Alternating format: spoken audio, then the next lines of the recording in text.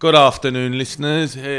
You are listening to the Community Hour on Ramadan FM 2018. This is Councillor Shaban Mohammed, and we have a very special guest here in the studio today. He's what I would describe as the mudfather of Newham politics, Councillor John Gray, and now has a lead member for housing. Thank you very much. Thank you for the invitation. Really pleased to be here. What I was going to say, John, can you give us a little bit of background into your activism into the Labour Party, how you got involved, and a little bit of background about yourself? Right. Professionally, my background is in housing management.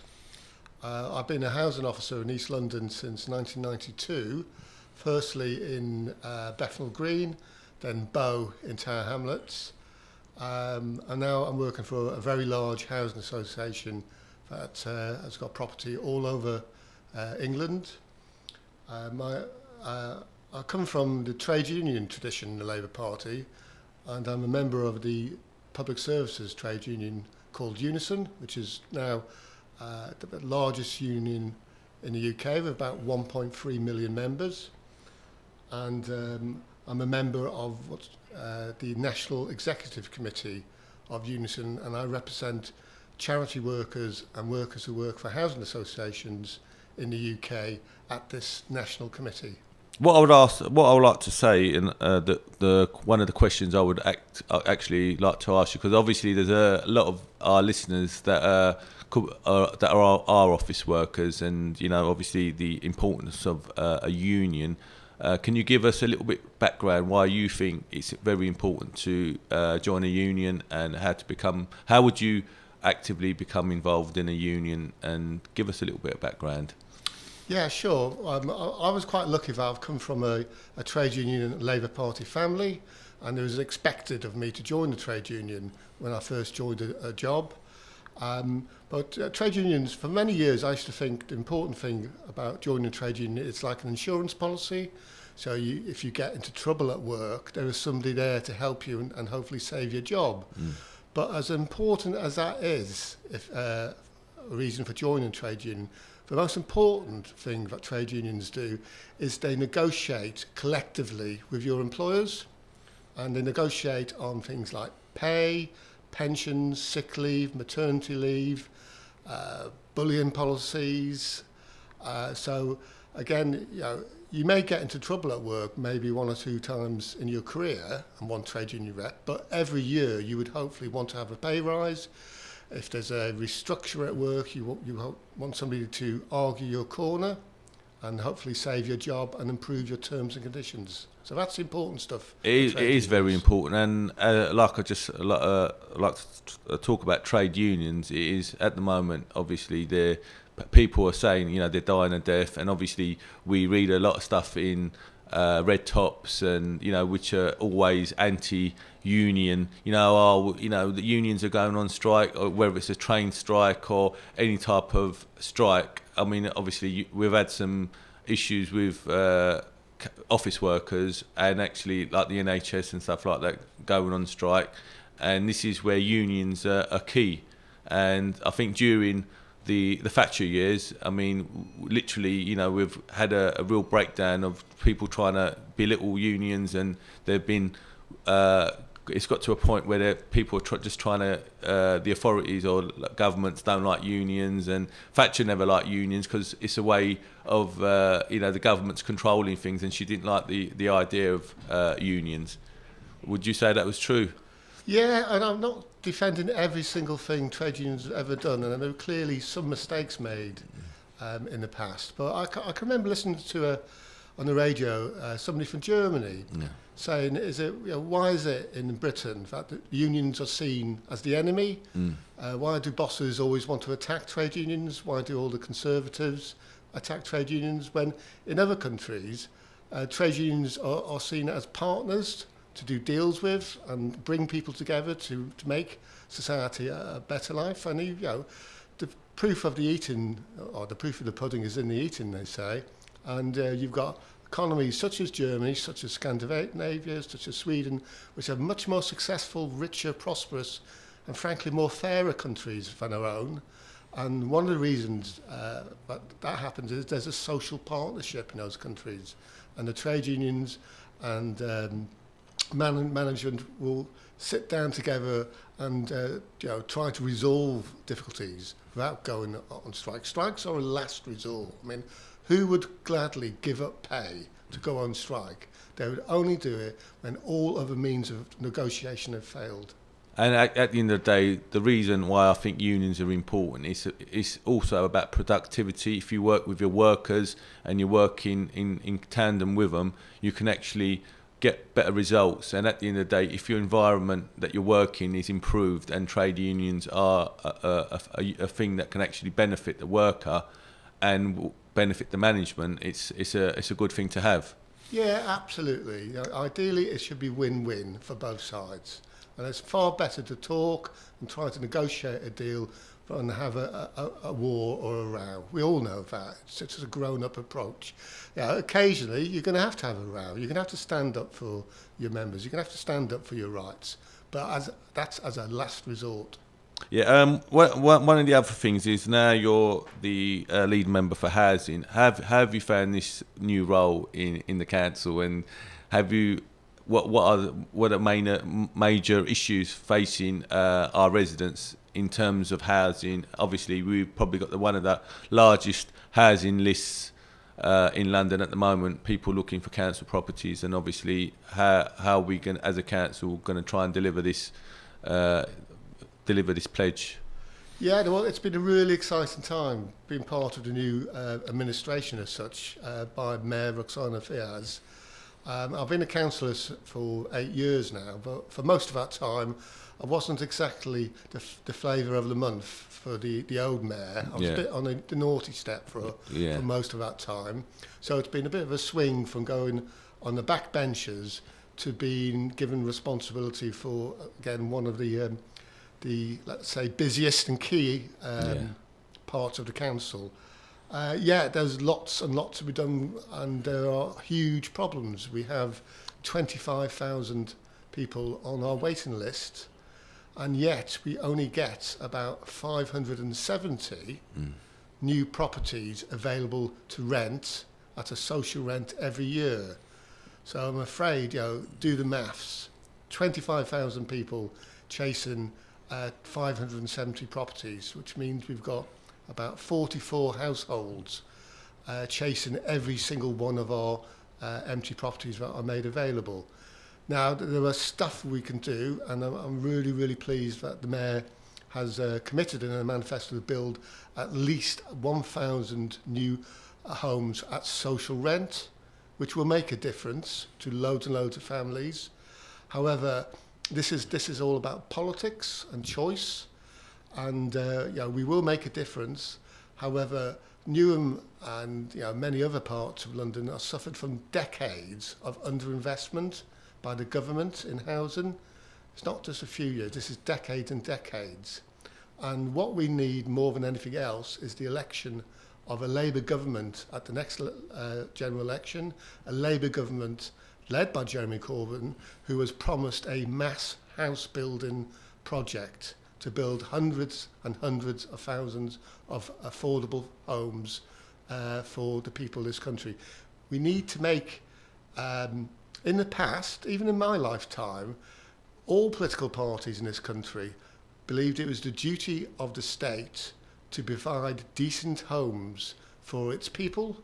Now, Thatcher did away with that, and sadly, Labour lost sight of their historic duty over housing for many years, did a lot of good things.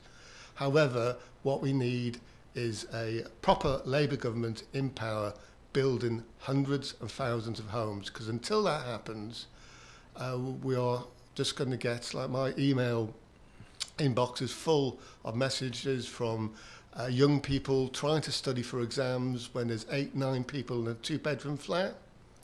Now, this is just not acceptable in the 21st century, that we're allowing people to live in dreadful housing conditions. And the main thing is, I've noticed as well that we overcrowding, social poverty and rents as well. I mean, one of the main issues is people struggling to pay rents and actually feed, they have a choice between feeding their children and paying their rent. And I personally think, we need some type of rent control to be brought into our housing. And what would you say about rent controls and stuff like that? Because it's very important for me. Absolutely, and you get the Greater London Mayor, Sadiq Khan, and his idea of a sort of affordable rent.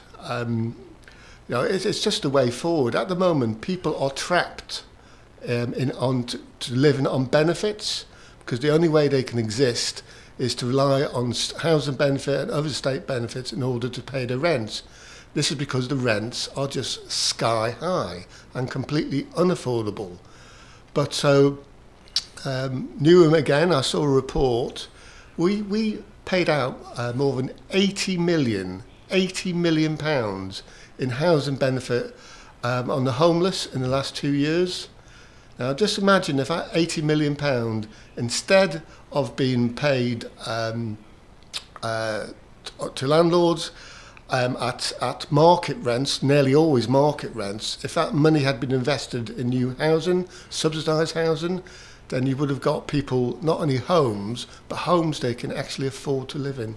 I mean, the other thing that puzzles me is when we talk about a social rent and an affordable rent. You understand? I mean, we get this thing puzzled around what is an affordable rent, what is a social rent. It always puzzles me.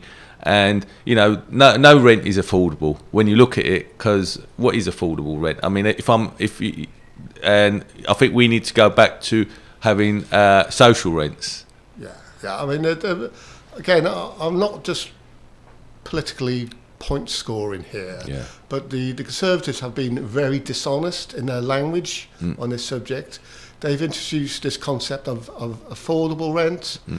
And what that means is roughly about 80% of market rent, which is ridiculous. I mean, I've seen some figures that Notting Hill Housing Association are putting their properties out for rent, and they've sent details to the council, and you got one-bedroom flats for £260 a week. Yeah, they're being called affordable. This is just absolute nonsense.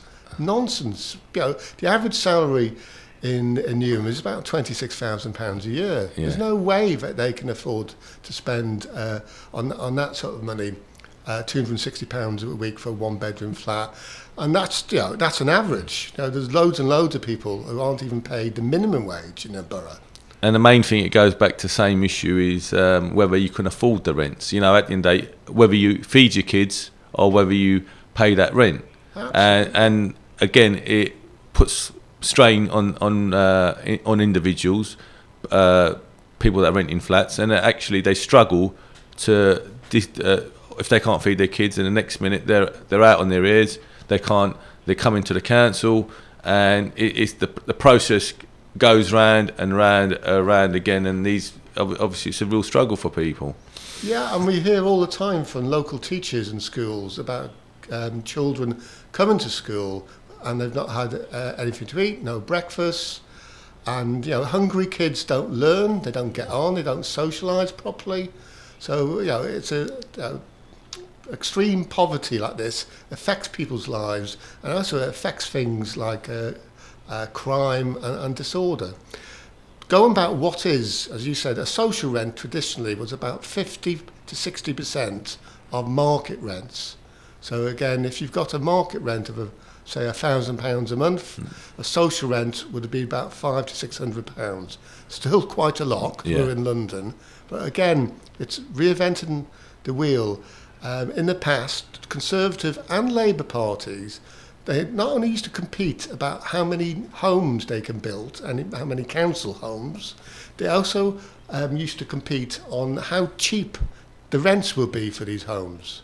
And it is almost like a different world to now. But there was the greatest advances in this country has been making about eliminating poverty has been made in a period when there was massive, large-scale house building program. And the other thing is developers.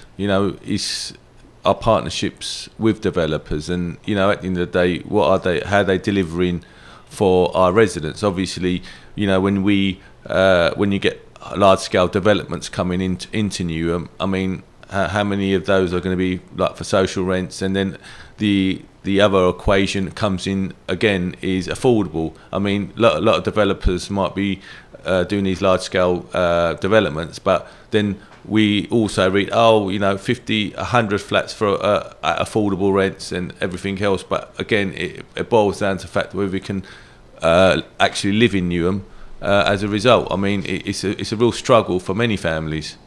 Yeah, and again, the council wants to work with developers because we've actually got more land with planning permission than any other borough in London. And again, as a council, we want to build thousands of new homes for our people. However, developers have got to play ball with us. For too long, we think they've been ripping off the council in the past and not producing enough social housing as part of these redevelopment deals. So again, we've got a manifesto commitment up 50% of new developments at social rents, and we expect developers to work with us to deliver on that. As I said, there was a lot of land over here. If they want to build homes and if they want to get a decent return for themselves, that's fair enough, but they don't do it at our expense. We want them to deliver on our manifesto commitment. And the other issue is quality of build as well. We I think as a council we've never addressed the quality of build. Obviously we've had large scale redevelopment of areas like Stratford, Cannington North, Cannington South, but we've never actually looked at what we've knocked down and what we replaced it with, and have we actually replaced the buildings with what we actually initially knocked down? Yeah, I mean, some of the new housing that's been put up in recent years, not just in Newham but elsewhere, they're like rabbit hutches, and you wander around them, and there's no noise insulation. There is, it's just too small. There's not enough. There's not a living room for kids to study at. So yeah, we need to think again. And unfortunately, again, the state needs to intervene because the state actually makes planning laws. But we used to have a standard called Parker Morris in this country, and many of the council houses built in the 1950s were built to this standard. And when I'm going door knocking with Labour Party activists like yourself, yes, you can see the difference between some of these more traditional tower blocks and low-rise blocks and houses. The rooms are large, airy, and compared to some of the sort of, as I said, rabbit hutches being built nowadays, or even in the 70s, we need to return to decent housing. Well, I think the main issue here is developers and profits. It's a big issue because obviously the more rooms a developer can get in a development, the more money he's going to make. I mean, we're at the lower end of the food scale, and as I said to you, this is where we got to address the balance and make sure that we, as councillors, and that we make sure that we get our residents get the best. Yeah, absolutely, and again, we want to work in partnership with people. But we've got really high expectations, and we want housing that is going to benefit the community in Newham and not benefit rich outsiders from outside London in particular, or even people that don't even live in the country. But you've got these foreign investors who buy property sort of off the shelf, off design, and they don't even live here. They don't even sublet it, to be honest, because they just think they're going to make their money by capital appreciation. You wander around the Olympic Village late at night and just count how many lights you will see in many of those flats. There's no lights on them. Nobody's living there.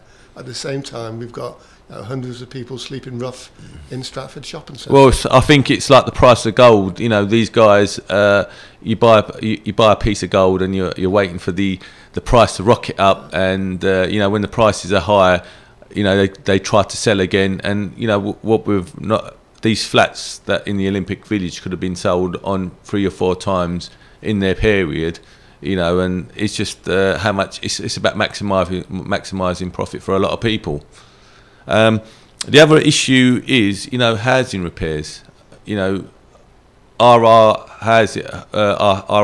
council properties? I'm facing it at the moment with in my ward. You know, that's probably one of the major issues in for Newham tenants. You know, that actually rent, getting their repairs done on time, and again the quality of repairs. I mean, do you think we need to bring more services in house like we used to have, and bring them up to scratch and make our repairs services a lot quicker? Yeah, I mean, at the moment, I'm surprised how fragmented the housing services in Newham. I have to deal as lead member on housing with at least 3 different directors, because you've got minor repairs and caretaking being hived off to these quasi-independent companies. Out of the sort of direct control of the council. You've also got enforcement in another directorate. You've got repairs in a third. This is not, I think, a good way of doing things, and we are reviewing all aspects of the housing service, but in particular about making it a more seamless service. We want a service where repairs are done on time, first-time fixes, no repeat visits, and we want repairs that are done to a high quality that will satisfy residents. There's a huge opportunity. The council has its own directly employed labour force, and this saves lots of money, and we shouldn't have the sort of problems that housing providers have elsewhere in London, where they have to employ private contractors who sublet work, and there's some awful examples of poor practice. So I'm confident that we can do this. We want to work with our workers, we want to work with our officers, we want to work with residents, and we want to design the best possible housing service, and I think we can do it. I think I think we're going to have to obviously look at review the housing repair service anyway. But I mean, a lot of it is under the old regime was the privatisation, part privatisation that has really not delivered. It's just made a load of money for other partners that were involved. Yeah, well, this is. To be fair, we've still got a lot of stuff in-house, directly controlled by the council, but we've got these, as I said, these newly set up quasi companies, which I think this just needs looking at and trying to say, let's design a service that A is going to be efficient, it's going to be good value for money, but also delivers for residents. And if we think about how do we design that service, and then we compare it to where we are now, and then we know what things we've got to change and improve to get us from where we are now to where we want to be. Another thing which I find is a big talking point is right to buy. And personally, I think personally the council should adopt a policy where we stop right to buy. Would you be in favour of stopping right to buy? Because obviously, once people have the right to buy their property, it's one less property that we have that we can't put out on social rent, and it's actually one of the main problems that has affected an area like Newham, and especially a London-wide problem. Yeah, I mean, ideologically, in one level, I've got, I think, nothing wrong with giving working class families an investment and a subsidy. However, we're in the business of providing homes, not trying to make people get money. And unfortunately, we've lost about 800 homes in recent years, and we've got 25,000 people on the waiting list. Yeah. So I can understand people wanting to exercise their right to buy, but unfortunately, as I said, we're not in the business of making money for them. We're in the business of housing people in need. Yeah. Unfortunately, we cannot. It's another thing governments need to do to ban right to buy. But at the moment, because prices in London are so high anyway, that effectively, even with the discount, many families cannot afford right to buy. So it's a dream that they're not going to be able to realise anyway. But what we are finding is, is criminals are moving in, trying to do dodgy loans to people, forcing elderly people to try to apply for the right to buy. And so we need to protect people and make sure that people do right to buy, that it's their money, it's not sort of money laundering or anything being used, and people are exercising their right to buy through free choice and not because they're being pressurised or bullied into it by other people. As a housing officer for many years, it used to be really, really upsetting. We would get elderly people living by themselves who would have repair issues, and of course, because they were right to buy, they were leaseholders, and we couldn't do anything for them. And of course, I say, well, you must have realised this when you bought your property. And they say, well, our children persuaded us to buy our property, but now they live out of London. They're too far away to come and help. So we've got to protect people from being exploited by some, not everyone, but we've got to protect people from being exploited over right to buy. And I think the other issue is, we're on about right to buy, but I mean, my issue is that if you can afford to buy your property, then you can actually look elsewhere. And I mean, if you can get a mortgage and buy a property, then I think you can move elsewhere or move in the borough. But you can afford a property. I mean, why would you want to buy the existing property and give it up and put someone else out on the street? Yeah, and to be honest, we're not all about just for social rents. There are other things we can do for other people, especially those in work. There's shared ownership, which we could are looking to see whether or not we can increase the number of shared owner opportunities. So people who frankly can't afford to a mortgage to exercise their right to buy, or they don't have right to buy, can still access in effect subsidised housing through shared ownership model. Again, I've got nothing against either the council providing good quality market rental property.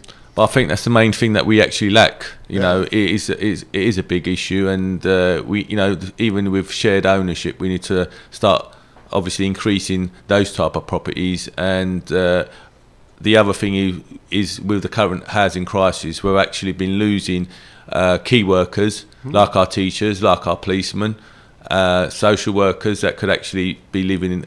Because what you got to remember, the rents in not so much Newham, but London wide have got to a point where people are actually physically moving out of London, and it's to the deprivation of our kids, because actually we're depriving that teacher. If they're a great teacher and they can't afford to live in London, they're going to be moving out. Yeah, no, exactly. And funny enough, I went to a seminar a couple of days ago, and on what they call mixed development. And we had a representative from a builders merchants there who were just sort of complaining that they find it really, really hard to recruit in London, especially apprenticeships, because people, it's too expensive to live in London and too expensive to commute. So what I did make a sort of helpful suggestion is, in the past, nothing is new in politics or in life. There's been other housing crises in London, and employers used to help provide housing for their employees. Now you had hospitals, you had banks, you had police section houses, fire brigade, railways, cottages. So as part of this answer, then employers are being affected. London is in danger of suffering from its overpriced housing, and this could affect the economy of London. So why don't employers work with people like local authorities like Newham, with housing associations, and provide really affordable homes for their employees? And one of the quite interesting things at the moment, obviously we're having all these police stations closed down and being sold off. I mean, why don't the Met actually convert these into some sort of flats or flats that where the officers can actually live? I mean, it is a real struggle for. This is why I think there's a bit of a recruitment crisis going on, because obviously policemen are finding it tough to actually live in certain areas, or especially in London. Yeah, no, I mean, I need to double check, but my understanding is Steve Khan is absolutely clear, because he's the mayor in charge of policing, that any housing that is built on public land, such as police stations, would definitely need to be 50% at a social rent. 50% of all the properties built will need a social rent. But again, he is between devil and the deep blue sea, because this government has reduced police numbers by 22,000. It's slashed our policing budget. It's forced us to get rid of many of the police support officers, the sector teams, and so again, just to keep London safe, keep bobbies on the beat, Sadiq is actually having to sell stuff in order to raise money. I mean, the other issue is, I mean, are we going to... There was talk about the old regime and gentrification of Newham, which, a lot of residents thought was going on. I mean, are we going to be looking to reverse that? I know it's a bit of a quite a controversial little topic there, but are we going to... Obviously, the new areas like Carpenters, and obviously I've got... parts of Cane Town South, even though I'm not a councillor there, but you've got large swathes of council housing just lying there, sitting there, not doing nothing. Are we going to actually be doing anything with that housing? Look, there's always been a middle class in Newham, in West Ham and East Ham, and Newham welcomes everybody to come and live here. And that's one of the things we're really good at integrating people. And it's been, I think there's been advantages for having an influx of more affluent middle class people in future years. However, housing policy should be based on need. And if you're in a damp, overcrowded slum, your need is greater than other people. So again, we need mixed communities work, balanced communities work. We want people... it's the old traditional idea of council housing. Labour realised many years ago that mixed communities, you want doctors living next to labourers, you want factory workers living next to managers. Mixed communities, we want a mix of people living in Newham. However, our policy should be driven by need. And are we going to, obviously by need, again, are we going to look at these properties, and are we going to, are we going to repair them, or are we going to actually knock them down? Well, the Carpenters, again, I mean, we've talked about having a review of repairs, but also we're going to have a review of our allocations policy. Desperately need a review of that.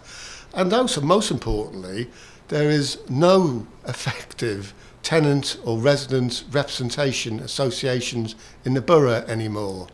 And that's a number one priority. So what I don't want to say is, we're going to do that. Yes, we're going to do this. What we need to do first is ask people, consult with people, and then come out with an answer. We expect the answer to be based on progressive politics, but let's trust people. Let's trust residents about their local communities and what we should be doing. I've got lots of ideas, but before we do anything, I want to make sure that people who is going to be impacted by this, they share those ideas. I think the tenants associations are very, very important. I think we lost them during the last regime, and that actually was a voice for tenants. And had we had them, I think we wouldn't be facing a lot of the problems we're facing now in terms of the repairs and what actually went on with the housing. And as soon as we've done away with them, again, it's like the tenants' rights. Once we got rid of tenants' associations, we gave tenants no rights. And this is one of the issues that we need to really look at, bringing that back in and listening to our residents as well. Yeah, I mean, it's always been very frustrating to me as a councillor that there is no tenants' associations. Because again, you need a bit of constructive resistance in life. There needs to be checks and balances. And unless there's checks and balances, this is when, especially local authorities, councillors such as me, we will make cock-ups and mistakes without people sort of being hopefully constructive, but being blockages to make us actually sometimes get off our high horse, sit down and explain things properly to people why we're doing it, rather than just, because if there is no blockages, we can just race ahead, do whatever great idea popped up in our mind as we drove to the office. And again, it points to giving residents voice. You know, we've residents have little voice. You know, at the end of the day, I mean, even when we're doing surgeries, we get our residents come in, we email their query to member services, but you know, that at the end of the day, it's the council that decides whether this tenant is going to be living in this property or not. You know, and there's very little voice for that resident to be heard, and you know, a tenants association probably give them that little bit of extra. It's like a union, really. You know, it gives them that extra voice.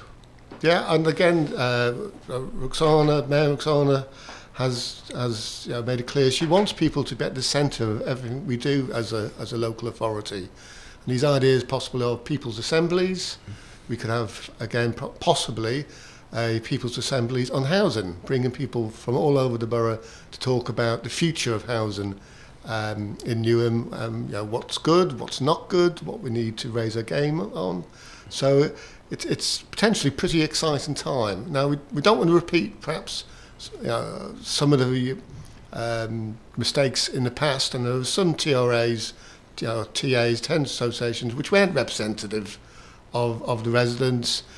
People maybe had some of their own agendas, and they were concerned about their own repair issues rather than collective issues.